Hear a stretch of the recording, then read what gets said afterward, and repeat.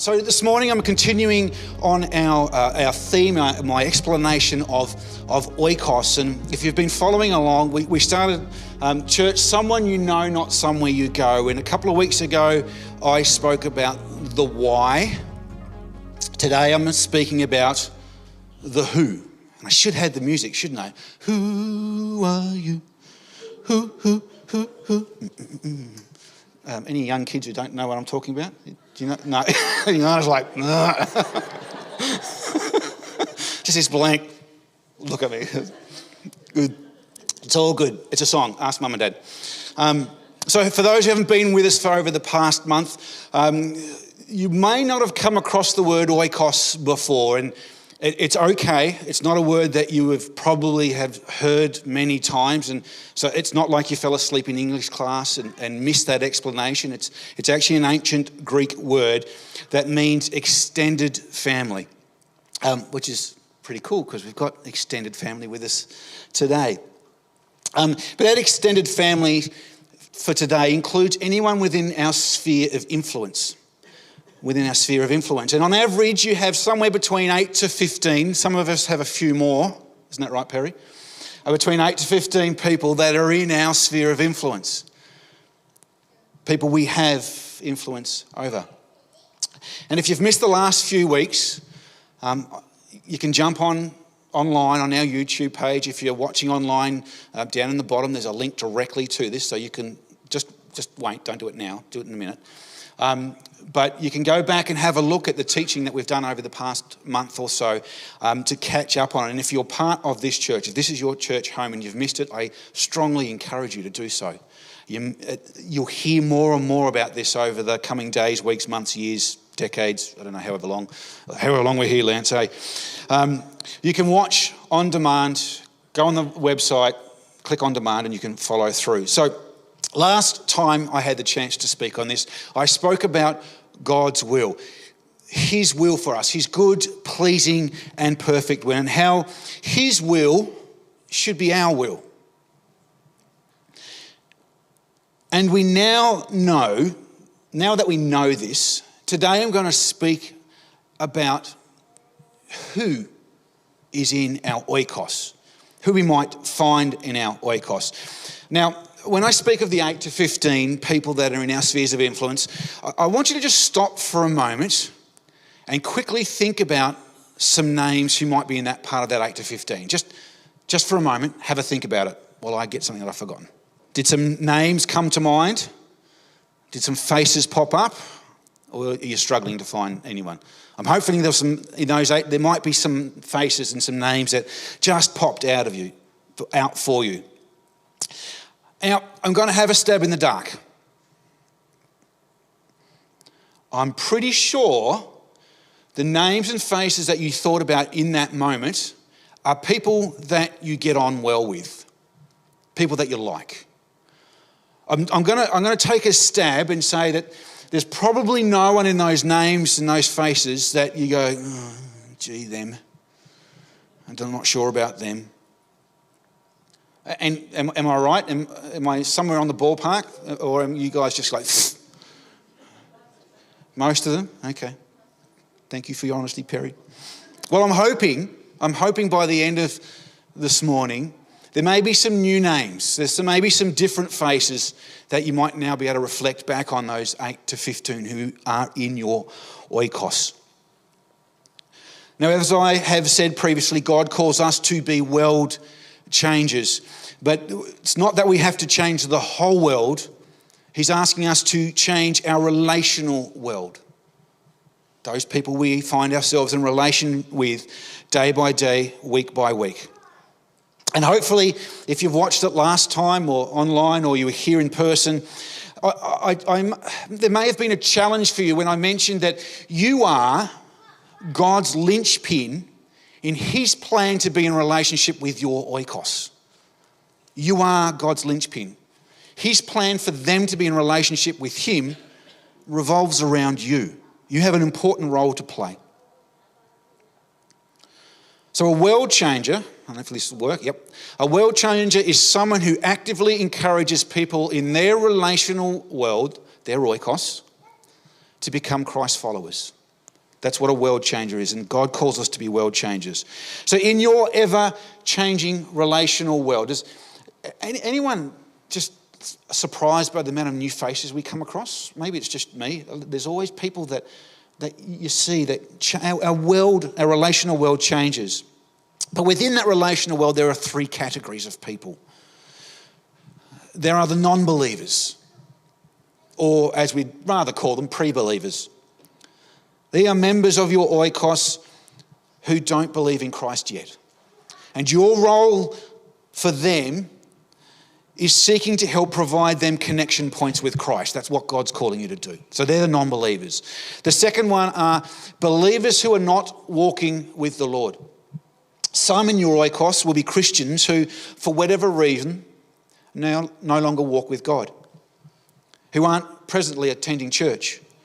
And your role with them is to help them come back on track, to help them pick them up where they left off.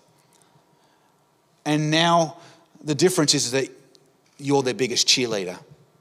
So we've got non-believers and believers who are not walking with the Lord. And the third group are believers who are presently walking with the Lord, who are still in relationship with Him. If they are involved in church and are already intentional about their walk with Christ, then your role in their lives is to encourage them and help them move forward in their walk with God. Now, I want to suggest that our OIKOS, our 8 to 15, those people that we have influence over, should include people from each of these three areas. They should. Now, that's all well and good. But the problem is, lurking somewhere amongst those three groups of people is someone who you wish God had put in someone else's OIKOS. But you're stuck with them. And quite frankly, they're stuck with you. And remember, you are God's linchpin in His plan for them to be in relationship with Him. So what are we going to do about that?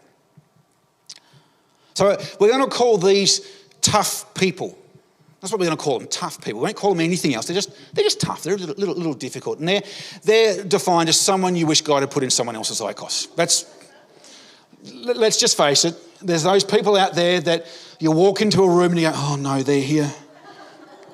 They're coming over. G'day, how you doing? Fancy seeing you here. Now, don't say to me that I'm the only one with people like that. Because we've all got them. We've all got them. Well, I hope it's not just me. It is a bit awkward. But these tough people are what today is all about. See, those people that we love and get on well with, the ones that are easy to work with, we enjoy spending time with them. It's easy to come alongside and chat and talk about all different stuff and spend time with them. But how we do this world change thing with someone we struggle to be even in the same room with, that's the important thing we need to learn. Because that person will always keep popping up. If they're in your sphere of influence, at some stage, either every day, I hope it's not every day, it might be your family members, or every week, they may pop up and you need to influence them for God because you are, what's the word? You are the linchpin in His plan for them to be in relationship with Him. But when you think about it, who of us isn't difficult to live with at some stage or another? We've all been there. So a tough person is less about the who and more about the when. And what do I mean by that? This is less about a particular few who are always difficult and more about us who become temporarily difficult to deal with on a regular basis or from time to time. It's more about the when, not the who. You see, I can be difficult. Just ask my family. I can be difficult to live with. And if you ask your family and friends, am I difficult to live with? then they may tell you the same and they might shock you. But from time to time, you are difficult to live with. To be an effective world changer in all circumstances, we're going to look together at three characteristics that we as Christians, or anyone, need to embody to deal with tough people. And the first one is this: we need to be sincere. We need to be sincere. We need to be sincere in our love for people. Romans 12:9 says, love must be sincere, funnily enough. Hate what is evil, cling to what is good. Sincerity is one of the clearest evidences of a Christ follower. The word translated sincere here means without hypocrisy. And it comes again from the ancient Greek language, and it's used to describe the acting of a stage player. Someone who acts a certain way, acts differently because they're acting out a part. So this is a warning against pretending to care about someone you really don't. You need to be sincere in your love for people. There are a lot of wannabes out there. Those who claim to want to change their worlds, but only if it's for those people that they get on well with. We don't want to be like that. I guess the question is, do we really care? Do we really care about those difficult people, the tough people? Or are they just those people we've got to suck it up and live with and somehow work around? The key here is to be honest with ourselves. Do we believe that God has put them into our world to torment us, to teach us patience, to help us grow up? Is that why they're in our world? No, I don't think so. I really don't believe so. God has placed everyone in our relation, our world, our 8 to 15, to encourage, to love, to walk alongside. They're not there for our benefit, convenience or comfort. They are there so we can be the linchpin in God's plan for them to be in a relationship with Him. Although we will grow through this experience, that is not the point. Remember, for those of us who were here last time when I spoke about the circle, the bison. Remember the bison? And where was the person? In the middle. We're not supposed to be in the middle because God's will is that we're others-centered. Others-centered. They're not here for our benefit. They're here that we might help them come into a relationship with Him. And Jesus hated insincerity. In fact, the only people He never got along with were the Pharisees. He got along with everyone else. They weren't sincere in their caring for others. They expected a lot from people, but they really didn't care for people. And maybe we can be sometimes like that, expecting a lot from others, but not really caring for them. And the attitude was revealed by the Pharisee when Jesus spoke about the Pharisee in Luke 18. And the Pharisee prayed, God, I thank you. I thank you I'm not like other men, like the robbers, like the adulterers, the evildoers, or even like tax collectors. Granted, there are certain things that we should not do in life. And if you're serious about being a world changer, we shouldn't be doing things like stealing, shouldn't be practicing evil, committing adultery. We shouldn't be working for Centrelink. Good, you're awake. That was a joke. That was a joke. However, sin management on its own does not produce world changes. How do we manage sin without becoming a hypocrite? How do we do that? Well, Paul says by doing something positive, not just by avoiding the negative. To be effective and non-hypocritical in our love, we must hate evil and cling to what is good. Did you see Harvey earlier on? I mean, there was the I want to get out, I want to get away. But when things go wrong, when something's not going right in the world, what do babies do? They cling to mum and dad. They can't get close enough. And I want you to picture that image when we use the word cling. When you cling to God, it's not just a, g'day God, how you doing? It's It's just trying to get as close as you can to him. As we cling to what is good, eventually you will do good. Because if we're not clinging to him, that could lead us into a place. It could lead us into an evil place, a dark place. And I'm sure we all know of people or have heard of people because when they haven't clung to the Lord and they've been to a place where they shouldn't have gone.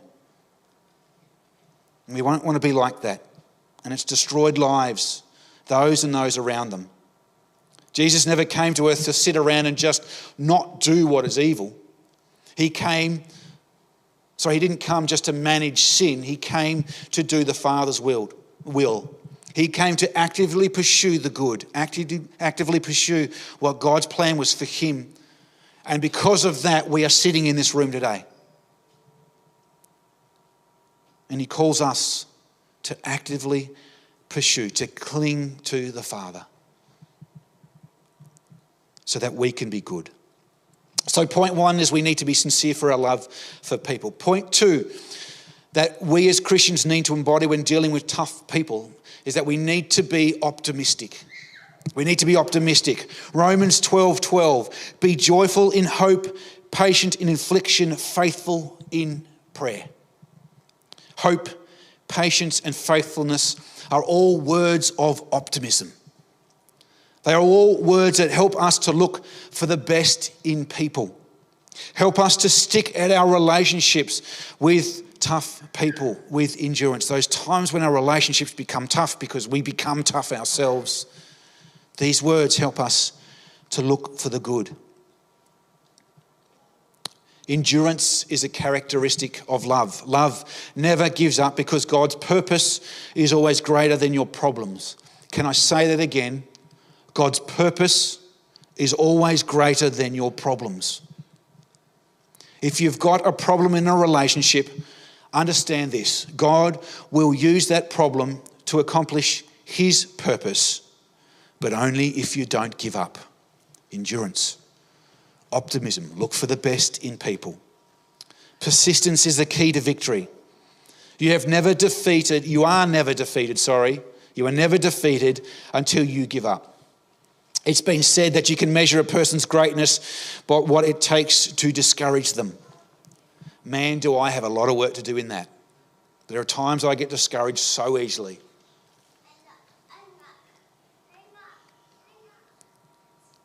Remember, we need to cling to what is good. In the midst of our pain and our affliction, in the midst of your critics, in the midst of your own stupid mistakes, and I've made plenty of them, good is what it is. Good is good and it still works. Good will always overcome evil. Romans 12:21, do not be overcome by evil, but overcome evil with what? With good. And sometimes that takes time, but it'll always work. Just don't give up. Don't focus on your problems, focus on God's purpose. And when the tough times come, and when those people get tough around us, those ones that you thought you could rely on and you love deeply, you need to keep hold of that optimistic viewpoint that things will get better because God's purpose is perfect. Keep loving, keep doing what is good no matter what. In the face of overwhelming evil, good will still overwhelm evil. So point two is optimistic. Stay optimistic. Keep looking for the good in people and be doers of good ourselves. And the third point, as world changes, we need to be giving. We need to be giving. Romans 12:13 says, share with God's people who are in need. Practice hospitality. There is an amazing difference between the Sea of Galilee and the Dead Sea. The Sea of Galilee is incredibly beautiful. There's plenty of fish. It's where Jesus and the disciples fished. You can swim in the water. It's lovely. It's teeming with life. And water from the Sea of Galilee flows out into a wonderful river, the River Jordan. Thank you very much. It flows into the Jordan and then it continues to head south and goes to the Dead Sea. And that's where it stays, simply waiting to evaporate. And it's called the Dead Sea because there is no outlet. The Dead Sea is, dead. It is some 430 metres below sea level. So if you're any good at science, or even if you've got I won't say that. If water was to flow out of the Dead Sea to another sea, it has to go uphill. That doesn't work. So it doesn't go anywhere. It just stays. It is accurately named. It has tremendous mineral content, but no life. And the reason it is dead is because it is always taking in, never giving out. And that's how it can be with Christians sometimes. We get, but we don't give. Material possessions are like water. We have to keep them moving or they will putrefy our lives. Standing water is dangerous. Don't drink from it. Flowing water is clear, clean, and beautiful. We need to give from our material world, but not only that, we need to give from within us ourselves as well. Romans 12:14 says, "Bless those who persecute you, bless and do not curse." And I don't know about you, this is a toughie. It's hard when someone's at you. What do you often do? Sorry, I'll rephrase it. What do I often do? Back. I'm pretty sure I'm not the only one again. Every relationship has conflict within it at some stage. But there are those people out there who seem like they are only out to cause grief. Let's take Bob, for instance. Bob was in trouble. Bob had forgotten his wedding anniversary. His wife was really angry. So one afternoon she said to him, "Tomorrow morning, I expect something in the driveway that goes from 0 to 100 in 4 seconds, and it better be there or else." So the next morning, Bob got up early and left for work. And when his wife woke up, she quickly went out and opened the curtains to have it. And there was a present in the driveway. So she quickly chucks on her dressing gown and toddles downstairs and grabs the present and brings it inside. And it's funny. It's a bit small. And when she opened it up, she found inside it a brand new set of bathroom scales. Bob's been missing since Friday. The key is what you give, not what you get. What you give and not what you get. If you receive a blessing, then give a blessing in return. If you receive a curse or a set of bathroom scales, then still give a blessing in return.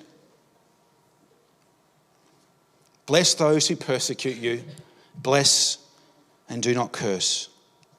It's so important. We need to be giving. As one who is called to reveal Christ's love to our OIKOS, those 8 to 15 people that God has strategically and supernaturally placed in your sphere of influence so that you might be the linchpin and them being in relationship with Him. Our goal is to be convincers of those tough people that you love them. And not just because I've said so, because God calls us to. And how much better would this world be if we went around loving each other rather than cursing each other? There are tough people in the world, those people that you wish God had put in someone else's oikos. And that the plan is that you would love them unconditionally. Just like Christ loved you unconditionally. Because we're all tough people at some stage. And He calls us to love the tough people just like He is loved the tough people. And you can gauge whether your love is unconditional or not by identifying how far you're willing to go in your response to those tough people. Whether it's a cranky boss or a hateful teacher, a prejudiced coach or a wacko co-worker, go to whatever extreme is required to convince them that your love is unconditional. Unconditional love is the most powerful change agent in the world and remains the whole point to this thing. Unconditional love will eventually take the difficult or the tough out of everyone. And by the way, a grudge only lasts until you kill it or you die yourself. It's up to you. The trick is not to just provide that kind of unconditional love for the ones in our relational worlds who are easy to deal with. The trick is that we need to do it for everyone. The ones who are really tough. The ones who are in your sphere of influence, whether you like it or not. I wonder, are there any names now, any faces that pop into your head that you know that you're going to be in relationship with this week? Whether at work or at school or in wider family circles, that you'd go, man, they're going to be tough to deal with. But they are in my OIKOS. And God wants me to love them unconditionally, like He has loved me unconditionally. Because the tough people of this world need world change as well. They need Jesus, just like we all do. To affect world change, to affect change in tough people, we first need to remember that our will needs to be in line with God's will. And then to start on what might be a long journey towards world change with a tough person, we need to be sincere in our love for people. We need to be optimistic, always looking out for the good in people and be doers of good. And finally, we need to give unconditional love to them, whether they are being a blessing or a curse. Jesus, I thank you that you came to die for each and every one of us and to be the best example of how to love a tough person.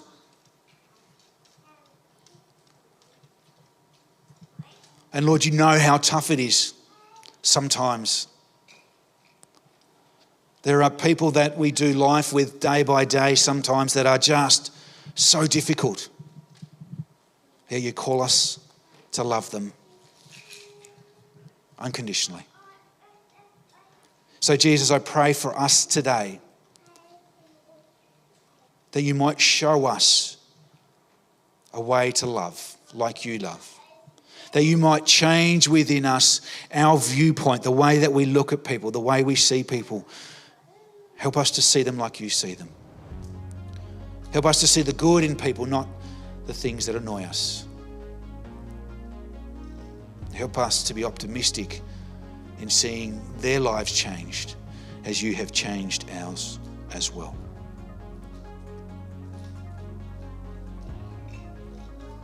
This morning, God, as we worship you, as we honour you, as maybe names and faces have come to mind of those people that are tough to deal with, Lord, that you might transform us. You might change the way we think, act, speak, do.